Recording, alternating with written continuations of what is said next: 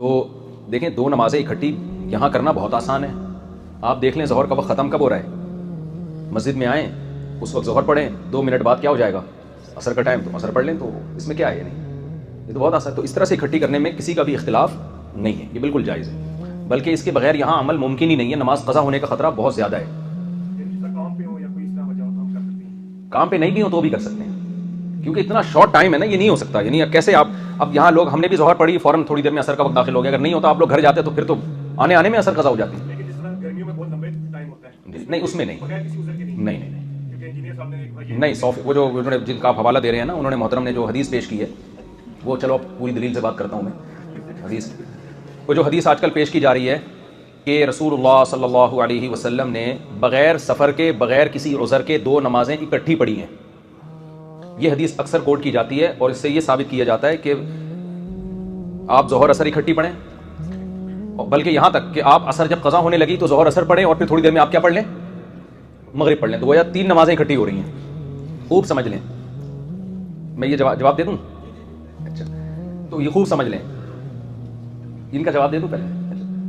تو یہ بات خوب اچھی طرح سمجھ لیں کہ کبھی بھی کسی ایک حدیث کو دیکھ کر فتویٰ دے دینا, یہ انسان کے پرلے درجے کے جاہل ہونے کی علامت ہے. یہ اس کی علامت ہے, اس کو قرآن و سنت کے علاوہ سب کچھ آتا ہے. سمجھ رہے ہیں کہ نہیں سمجھ رہے؟ مثال کے طور پر میں حدیث بتاتا ہوں آپ کو. حضرت ابو ہریرہ رضی اللہ تعالیٰ عنہ سے روایت ہے, فرماتے ہیں کہ مجھے نبی صلی اللہ علیہ وسلم نے اپنا جوتا بھی دیا, ایک نشانی کے طور پر, کہ جب یہ حدیث بیان کرو نا تو بتا دینا کہ پیغمبر کا نال مبارک میرے پاس ہے, تاکہ لوگوں کو یقین آ جائے کہ نبی نے ہی فرمایا ہے. اور وہ دے کے مجھے بھیجا اور کہا کہ جو بھی ملے تم سے راستے میں اس کو یہ خوشخبری سنانا کہ من قال لا الہ الا اللہ دخل الجنہ, جو بھی لا الہ الا اللہ کہے گا جنت میں داخل ہوگا.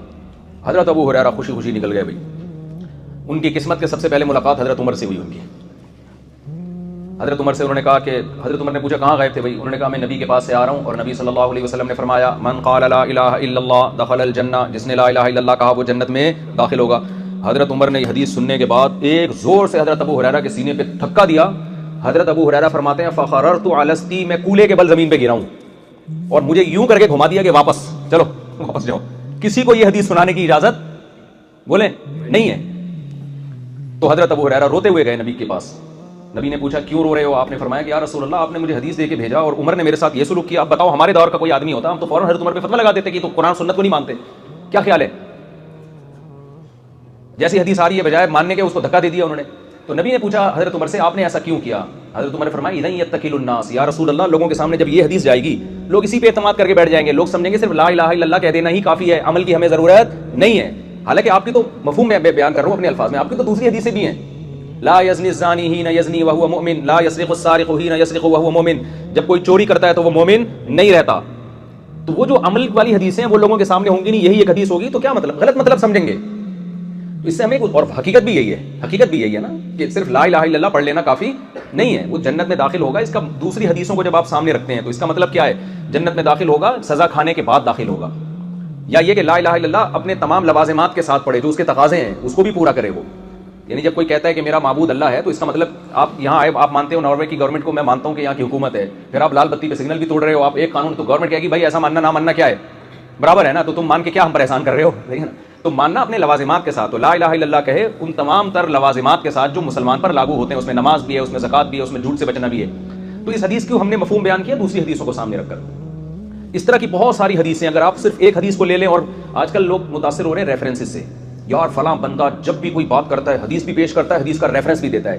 اتنا کافی نہیں ہے صرف حدیث اور حدیث کا ریفرنس. اگر اتنا کافی ہوتا تو یہ اسلامی یونیورسٹیاں کیوں ہوتی ہیں سعودی عرب میں, اور مدارس کیوں ہوتے ہیں انڈیا میں, پاکستان میں, مراکش میں, جو پوری دنیا میں صدیوں سے لوگ پراپر طریقے سے عالم بنتے آئے ہیں. تو اس کا مطلب ان سب چیزوں کی ہمیں ضرورت تھی نہیں. تو خوب سمجھ لیں, یہ جو حدیث میں آتا ہے کہ نبی صلی اللہ علیہ وسلم نے 2 نمازیں اکٹھی پڑھی ہیں, اس میں یہ کہاں لکھا ہوا ہے کہ ظہر کو عصر کے وقت میں پڑھا اور عصر کو ظہر کے وقت میں پڑھا؟ یہ کہاں لکھا ہوا ہے؟ یہ بھی تو ہے نا کہ ظہر ایسے اکٹھی کی جیسے آج ہم نے کی ہیں. ظہر ہم نے پڑھی ہے, تھوڑی دیر میں وقت ختم ہو گیا, عصر فوراً پڑھ لی, تو یہ بھی تو اکٹھی کر لی نا. یہ تعویل آپ کو کرنی پڑے گی, اس لیے کہ قرآن بار بار کہتا ہے ان الصلاۃ کانت علی المؤمنین کتابا موقوتا. آیت تو ایک ہے لیکن یہ مضمون بار بار بیان کیا گیا ہے کہ نمازیں مومنین پر مقررہ اوقات میں فرض ہیں. اگر اس طرح سے ہوتا کہ ظہر جب چاہے عصر میں پڑھ لو, عصر جب چاہے ظہر میں پڑھ لو, تو اس آیت کا کیا مفہوم ہے؟ اور کمال کی بات ہے یہ آیت نازل ہی سفر کے بارے میں ہوئی ہے. یہ نازل کس کے بارے میں ہوئی ہے؟ سفر کے بارے میں, اور میدان جنگ کے بارے میں نازل ہوئی ہے. یعنی قرآن صحابہ کو میدان جنگ میں لڑتے ہوئے نماز کی ترغیب دے رہا ہے. اس آیت کا جو سیاق و سباق ہے نا, قرآن کہہ رہا ہے میدان جنگ میں تم اس طرح سے نماز پڑھو، اس طرح نہیں پڑھ سکتے فرجالن اور رکبانا، یہ بھی ممکن نہیں ہے تو سوار ہو کے پڑھ لو۔ یا اللہ سوال پیدا ہوتا ہے، بعد میں پڑھ لیں گے بھائی، جب جنگ ختم ہو جائے گی اس وقت نمازیں اکٹھی کر لیں گے، اتنی ٹینشن میں تو ہمیں کیوں ڈال رہا ہے کہ کھڑے ہو کے نہیں پڑھ سکتے تو سواری پہ بیٹھے بیٹھے پڑھ لو، بیٹھ کے نہیں پڑھ سکتے تو چلتے ہوئے پڑھ لو، یہ اتنی ٹینشن کیوں دے رہا ہے؟ اللہ نے اس کا جواب دیا ان الصلاۃ کانت علی المؤمنین کتابا موقوتا، یہ ٹینشن تمہیں لینی پڑے گی، وجہ اس کی ہے کہ نماز مومنین پر ایک ٹائم میں فرض ہے، اس ٹائم کو آگے پیچھے تو جملہ ہی نہیں مکمل کرتے آپ لوگوں کے ساتھ، یہ بڑی ٹینشن ہے۔ ناروے میں شاید سینٹینس کو مکمل کرنے پر ٹیکس ہے، تو نمازوں کو آپ اپنے ٹائم سے آگے پیچھے نہیں کر سکتے۔ ہاں سفر میں اختلاف ہے، امام مالک، امام شافعی، امام احمد بن حنبل اس کے قائل ہیں کہ اس میں آپ ظہر اثر اکٹھی پڑھ سکتے ہیں ملا کے، اور مغرب عشاء بھی اکٹھی پڑھ سکتے ہیں۔ ان کے دلائل کیا ہیں؟ ان کے دلائل وہ احادیث ہیں جن میں آتا ہے رسول اللہ صلی اللہ علیہ وسلم نے سفر میں 2 نمازیں اکٹھی پڑھی ہیں، وہ بہت ساری احادیث ہیں۔ امام ابو حنیفہ اور ان کے جو 2 شاگرد ہیں ابو یوسف، امام محمد، جنہوں نے بہت سارے مسائل میں ابو حنیفہ رحمہ اللہ سے اختلاف کیا، لیکن وہ یہاں ابو حنیفہ کے ساتھ جمع ہے، وہ کہتے ہیں کہ سفر میں بھی آپ 2 نمازیں جمع نہیں کر سکتے، اگر کریں گے تو اس طریقے سے کریں گے جس طرح سے آج ہم نے کی ہے، یعنی ظہر کو ڈیلے کریں، بالکل اینڈ میں اثر میں پڑھیں، اثر کے قریب، اور جیسے اثر کا وقت داخل ہو تو اثر پڑھ لیں۔ دونوں کے اپنے اپنے دلائل ہیں، دونوں کے دلائل مضبوط ہیں۔ امام حنیفہ کے دلائل بھی اس بارے میں کمزور نہیں ہے، اس حدیث اس پر شاہد ہیں۔ عبداللہ بن مسعود رضی اللہ تعالیٰ عنہ کا قول ہے کہ نبی نے کبھی 2 نمازیں اکٹھی نہیں پڑھی، وہاں اکٹھی کا مطلب حقیقت میں اکٹھی۔ اب میں ان دلائل میں نہیں جاؤں گا، وہ ایک الگ بحث بن جائے گی، تو لیکن 3 ائمہ اس طرف ہیں کہ بھئی 2 نمازیں سفر میں اکٹھی پڑھی جا سکتی ہیں، لیکن ان تینوں اماموں کے نزدیک بھی یہ کوئی افضل کام نہیں ہے، یہ خوب سمجھ لیں۔ افضل یہی ہے کہ وہ بھی یہ کہتے ہیں کہ ہر نماز اپنے وقت پہ پڑھی جائے، سفر میں بھی۔ آج ہم یہ دیکھ رہے ہیں کہ جو ہمارے جو شافعی حضرات ہیں یا اہل حدیث حضرات ہیں، وہ ہمیشہ سفر میں 2 نمازیں اکٹھی پڑھ رہے ہوتے ہیں، یہ کسی کا بھی مذہب نہیں ہے، یہ کسی کی بھی رائے نہیں ہے۔ وہ کہتے ہیں نبی صلی اللہ علیہ وسلم نے جو ائمہ سے منقول ہے، امام شافعی، امام احمد بن حنبل، اور سعودیہ کے جو مفتی تھے شیخ صالح العثیمین رحمہ اللہ، ان کا بھی یہ فتویٰ موجود ہے کہ یہ کرنا ثواب کا کام نہیں ہے۔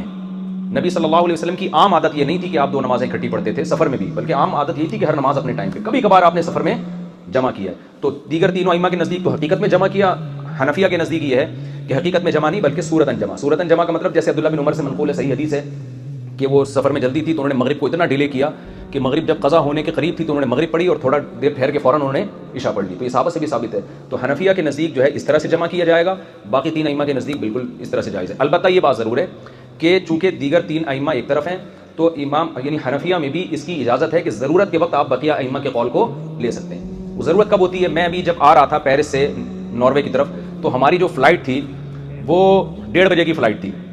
اب 1:30 بجے جب ہم یہاں پہنچ رہے تھے تو یہاں مغرب کا ٹائم شروع ہونے والا تھا، تو ہمارے پاس جہاز میں عصر کا ٹائم آ رہا تھا، اور جہاز میں کھڑے ہو کر پڑھنے کی اجازت نہیں ہے، فرض نماز کھڑے ہو کر پڑھنا ہی ضروری ہے، نہ ہو تو پھر تو بیٹھ کے پڑھیں گے، لیکن تو پھر ہم نے امام شافعی کی رائے پر عمل کیا، مجبوری، کیونکہ اس کے علاوہ تو آپ کی نماز ہی ممکن ہی نہیں ہے نا پڑھنا، تو بیٹھ کے پڑھنے سے بہتر ہے کہ وہ 3 ائمہ بھی اہل سنت والجماعت کے امام ہیں، ان کی بھی تحقیق ہے، تو پھر ہم نے وہاں ظہر عصر ایئرپورٹ پہ اکٹھی ملا کے پڑھی ہے۔ تو یہ جہاں ضرورت ہوگی تو وہاں تو دوسرے قول کو لیا جا سکتا ہے، جہاں ضرورت نہیں ہے تو پھر بھائی ایک فقہ کو فالو کریں۔ اگر آپ شافعی ہیں تو شافعی فقہ کو مکمل فالو کریں، مالکی ہیں تو مالکی۔ یہ جو آدھا تیتر آدھا بٹیر والا معاملہ چل رہا ہے نا، یہ اس کے فسادات بہت زیادہ ہیں۔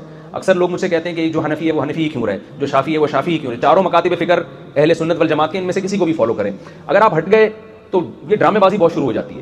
اس کی میں ایک مثال دیتا ہوں کہ آپ کا خون نکلا، امام شافعی کے یہاں آپ کا وضو ٹوٹ جائے گا، آپ نے کہا یار میں اس مسئلے میں ابو حنیفہ کو فالو کر رہا ہوں، ان کی رائے یہ کہ وضو نہیں ٹوٹتا۔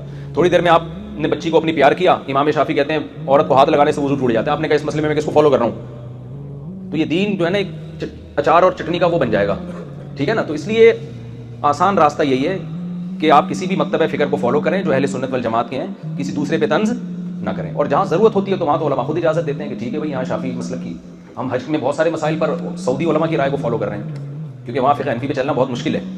اب سعودی عرب میں لوگ بسوں میں بیٹھتے ہیں، وہ لوگ تو ظہر عصر اکٹھی پڑھ رہے ہوتے ہیں، وہ عصر میں روکتے ہی نہیں۔ اب وہاں حنفیہ کو یہی بولتے ہیں بھائی اب یہاں اسی رائے کو فالو کرو، کیونکہ ایسا تو نہیں ہے کہ حنفیوں کے لیے الگ بس چلائی جائے اور شافعیوں کے لیے الگ ہے، تو ایک عجیب سی چیز بن جائے گی۔ اب جب وہ بس ڈرائیور روک ہی نہیں رہا ہے تو اس سے کون الجھے گا، تو اس میں یہی ہے کہ ٹھیک ہے اسی رائے کو فالو کیا جائے۔